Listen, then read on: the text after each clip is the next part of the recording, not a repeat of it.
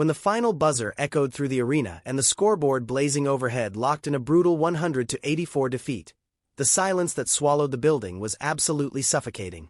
This wasn't simply another painful loss during a grueling basketball season.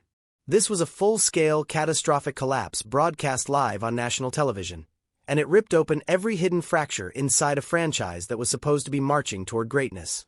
Behind closed doors, the environment had turned completely poisonous.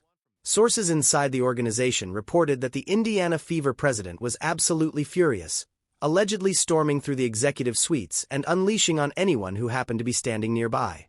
The sheer disgrace of surrendering 100 points in a game carrying that much weight was the breaking point. For months, the front office had worked desperately to project a composed public image, flashing smiles at cameras and preaching patience while their superstar rookie absorbed the brutal education of professional basketball. But that patience had officially been shredded. The defensive breakdowns were completely unforgivable. The offensive schemes looked entirely shattered, and the total absence of halftime adjustments felt like a deliberate slap in the face to executives who had poured millions into assembling this roster. Eyewitnesses said the screaming could be heard echoing down the entire corridor. A terrifying combination of raw fury and creeping desperation from executives who understood their own careers were suddenly hanging by a thread. The honeymoon was violently finished and the cold, hard truth settled in that someone was going to pay the price. But while the Fever were savagely destroying themselves from within, the fallout somehow pulled the opposing sideline straight into the middle of the inferno. What unfolded next would completely overturn every assumption anyone had made. Stephanie White, the razor-sharp basketball mind commanding the opposing bench, suddenly found herself trapped under a fierce and unrelenting spotlight. Anyone would assume a dominant 16-point victory would be a moment of pure, uncomplicated joy, but the reality unfolding around her was far messier. Almost without delay, White was hit with sharp criticism from media personalities, rival fan bases, and troubling whispers circulating inside her very own organization. Rumors had been building for weeks that White was severely dissatisfied with her current circumstances, wrestling with internal conflicts over roster decisions and a glaring absence of long-term financial security from her own front office. As she stood watching the Fever completely unravel on the sideline, speculation exploded that she was already mentally placing herself inside their locker room. Observers began picking apart her every expression and movement throughout the game. Why wasn't she celebrating when her team erupted on a massive 20-point run? Why did her face carry such visible conflict during the post-game handshake? Accusations emerged almost immediately that private back-channel conversations had already been happening. Critics insisted it represented a severe conflict of interest, arguing that White's concentration had been fractured by the looming reality of free agency and the overwhelming, undeniable pull of returning to Indiana, a state where her history ran incredibly deep. The staggering irony was impossible to ignore. While she had just engineered a clinic in dismantling the Fever's every weakness, she was simultaneously positioning herself as the very person who could rescue them. The tension running through everything was far heavier than anyone on the outside had recognized, and her own loyal fan base was beginning to fracture, sensing that her commitment had already quietly walked out the door. But the real story buried beneath all that tension ran considerably deeper than any surface-level coaching rivalry. To fully grasp why a 100-84 blowout detonated an absolute earthquake inside the front office, you have to confront the staggering, suffocating weight of pressure surrounding the Indiana franchise this season. They hadn't simply selected a very talented basketball player. They had drafted a full-blown economic force of nature. Caitlin Clark delivered sold-out buildings, record-shattering television numbers, and a level of scrutiny so blistering it could melt steel. And attached to that kind of historic attention comes a merciless, zero-tolerance demand for instant results. When a team carrying that magnitude of expectations gets absolutely demolished, surrendering easy transition buckets and appearing completely lost in their defensive assignments, it stops being just a rough night. It becomes a brand-destroying catastrophe. Every executive in that building understood that millions of casual viewers had tuned in specifically expecting a spectacular performance, only to sit through a disjointed, humiliating collapse. The financial consequences of failure were far too enormous to accept anything resembling mediocrity. Every moment the team appeared disorganized and directionless, sponsors took notice, television network executives took notice, and the league office took notice. The Fever president's eruption wasn't simply a reaction to one loss against a division rival. It was the horrifying recognition that the current leadership structure was completely unprepared to operate beneath the most blinding spotlight in the entire history of women's basketball. The coaching staff resembled people frozen in oncoming headlights, utterly paralyzed and incapable of responding. While the opposing team executed a cold, precise, and ruthless game plan, the meltdown made one thing undeniably clear: leaning entirely on raw individual talent was never going to be sufficient.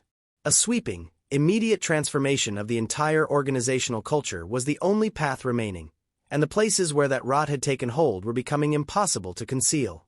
Deep inside the locker room, conditions were deteriorating rapidly into a completely fractured reality. Throughout the most devastating stretches of the 100-84 collapse, the body language visible along the bench painted a picture far more brutal than anything the scoreboard could communicate. Veteran players were openly rolling their eyes, visibly worn down by the total absence of coherent direction flowing from the coaching staff. Huddles during timeouts were described by those close to the situation as chaotic and eerily quiet, completely stripped of the urgent, fiery energy needed to ignite any kind of comeback. When your team is getting systematically destroyed by 16 points and the opposing squad is draining wide open three-pointer after wide open three-pointer, someone on that roster needs to rise up and slam the door on the bleeding. Instead, those close to the situation described a deeply disturbing disconnection between the players and the coaching staff.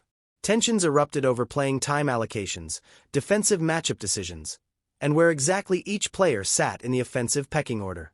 Reports that leaked from inside the organization suggested that certain players felt completely abandoned by the strategic game plan, left utterly exposed against a disciplined, well-organized opponent that had studied and mapped every single one of their vulnerabilities. It was a publicly humiliating experience, and when professional athletes are made to feel that kind of humiliation, they mentally check out and stop responding to instruction.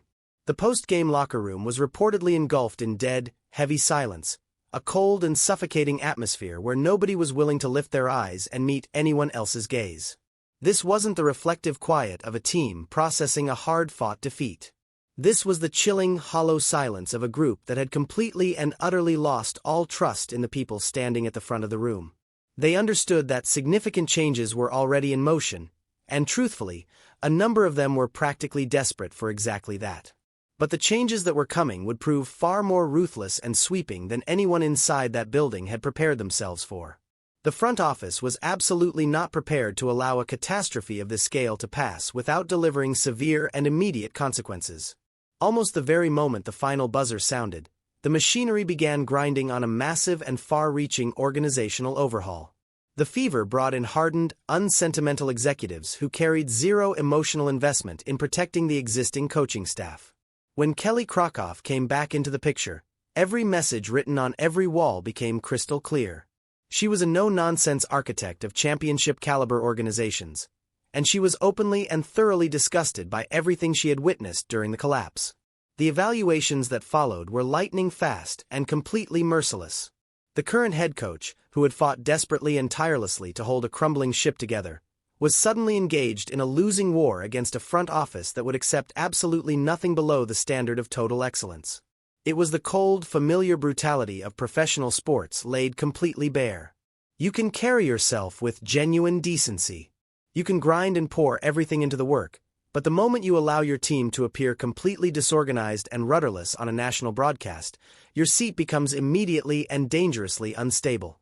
The decision to entirely strip down and rebuild the coaching staff from scratch wasn't reached without deliberate thought, but once it was reached, it moved with stunning speed.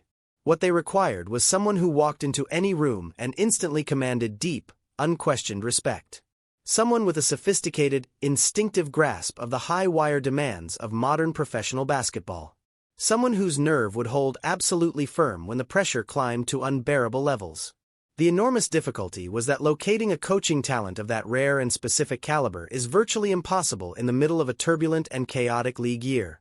That is, unless the organization is prepared to ruffle feathers and go aggressively after a candidate who is already under contract elsewhere, which circles us directly back to the center of this raging storm.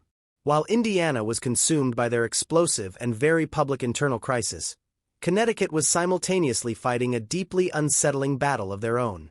Stephanie White may have looked like an absolute mastermind from the sidelines during that game, but away from the court her professional situation was deteriorating at a frightening pace. The Sun organization had been haunted for an extended period by persistent rumors of financial strain and a deeply troubling failure to invest adequately in practice infrastructure and the resources players needed to develop and compete at the highest level. White had allegedly been pressing management relentlessly for critical upgrades, demanding the foundational tools necessary to construct a genuine and lasting dynasty, but she was met repeatedly with sealed doors and locked budgets that refused to move. Her contractual future remained entirely unresolved, stranding her in a professionally vulnerable and deeply aggravating state of limbo. When someone widely regarded as one of the sharpest and most respected coaching minds in the entire game finds her front office unwilling to fully commit to her vision and her future, resentment doesn't just develop, it quietly festers and grows. Supporters in Connecticut had begun picking up on a visible shift in her energy and presence. She remained outwardly professional and composed, but the fierce, unmistakable fire that once defined her sideline presence appeared to be dimming, steadily replaced by a visible weariness and mounting frustration. When the Indiana speculation exploded into public view, it created an absolutely perfect storm. Her fan base converted their anxiety and unease directly into pointed anger, openly accusing her of already having one foot planted firmly outside the door. Connecticut's management felt completely blindsided by the entire situation, furious and rattled by the reality that their accomplished and highly successful head coach was allegedly in conversations with a direct league rival. That 84-point game wasn't simply a victory for White on the scoreboard. It functioned as a massive, blazing public demonstration of her extraordinary value, an enormous billboard broadcast to every decision-maker across the entire league announcing that she was the precise and critical missing piece Indiana was desperately searching for. And the shockwaves generated by that single night produced consequences that were entirely without precedent. In the days that followed the meltdown, the unfolding drama accelerated to an absolute and all-consuming fever pitch. Rumors of hushed corridor conversations and late-night phone calls made in secret completely overtook the media landscape. Allegations began emerging that the league's tampering regulations were being brazenly and recklessly disregarded. As the Fever's mounting desperation collided head-on with the Sun's growing paranoia, reporters began aggressively cornering White at every available press conference, firing relentless volleys of questions directly at her regarding her future plans, where her loyalty truly resided, and what her genuine feelings were surrounding the open coaching vacancy in Indiana. She navigated every question with surgical precision, delivering polished and carefully rehearsed public relations responses. But the suffocating tension blanketing every single one of those rooms was impossible to ignore or deny. Every slight hesitation, every deliberate word selection was immediately seized upon and dissected at a microscopic level by tens of thousands of intensely invested fans across every online platform. Meanwhile, the Fever president was allegedly working every available phone line without rest, pulling on every relationship and deploying every ounce of accumulated leverage to guarantee that when the smoke finally cleared, their number one target would be standing in their corner. The league office found itself compelled to observe the situation with extreme vigilance, quietly and carefully monitoring every development to confirm that nothing crossing into genuinely prohibited territory was taking place behind sealed doors. Though every seasoned professional in the business understands perfectly well that back-channel communication is simply the accepted and universal language of how roster and coaching decisions get made, the collective WNBA ecosystem found itself completely frozen by the standoff that had developed. Free agents suspended their decision-making processes entirely. Rival head coaches began nervously scanning their surroundings, and analysts dedicated hours upon hours to methodically mapping out the enormous and far-reaching ripple effects that a potential blockbuster coaching move of this magnitude would send cascading across the entire league. It was pure, unfiltered, and utterly consuming sports drama, ignited and sustained entirely by one catastrophic, defining game that had peeled back the surface and exposed the deepest and most vulnerable fault lines running through two entirely different franchises operating under entirely different pressures. Because when every layer is stripped completely away, everything in professional sports ultimately circles back to one primal, overriding instinct: survival.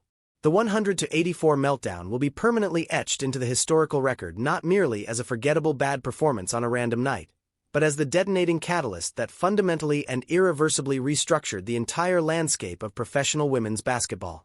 It demonstrated with absolute and undeniable clarity that in this modern era, where astronomical hype, enormous financial stakes, and suffocating media attention converge at breathtaking and unforgiving speeds, there exists absolutely zero margin for error of any kind.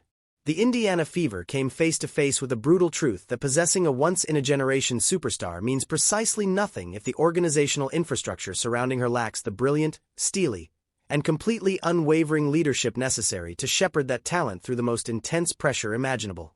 The president's furious and explosive reaction behind those closed doors was, when examined honestly, entirely and completely justified. It was the agonizing but absolutely essential response that lit the fuse on a total and sweeping organizational rebirth from the ground up. And for Stephanie White, that single night represented the ultimate crossroads moment of her entire professional life.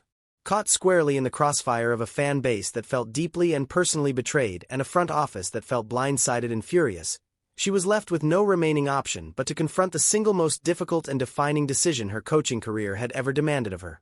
The chaos that consumed everything, the relentless rumors that refused to quiet, and the crushing and unrelenting scrutiny pressing in from every direction ultimately forced every single hand at the table, producing one of the most jaw-dropping and dramatically seismic coaching transitions this sport has ever been forced to witness and process. It stands as a savage and permanent reminder that inside the world of professional sports, loyalty is an expensive luxury that almost nobody can truly afford. Patience is nothing more than a comfortable myth that eventually gets shattered, and a single utterly devastating night carries the raw and terrifying power to ignite a chain reaction that bends and reshapes the entire arc of history forever. What are your genuine thoughts on the ruthless and cold-blooded nature of front office executives operating inside these suffocating, high-pressure environments? Does a coach genuinely deserve to absorb that volume of backlash simply for pursuing a better and more fulfilling professional opportunity? Or is it simply the unavoidable and harsh arithmetic of a business that has never once pretended to be fair? Drop everything you are thinking in the comments below and never stop questioning absolutely everything you witness on that court.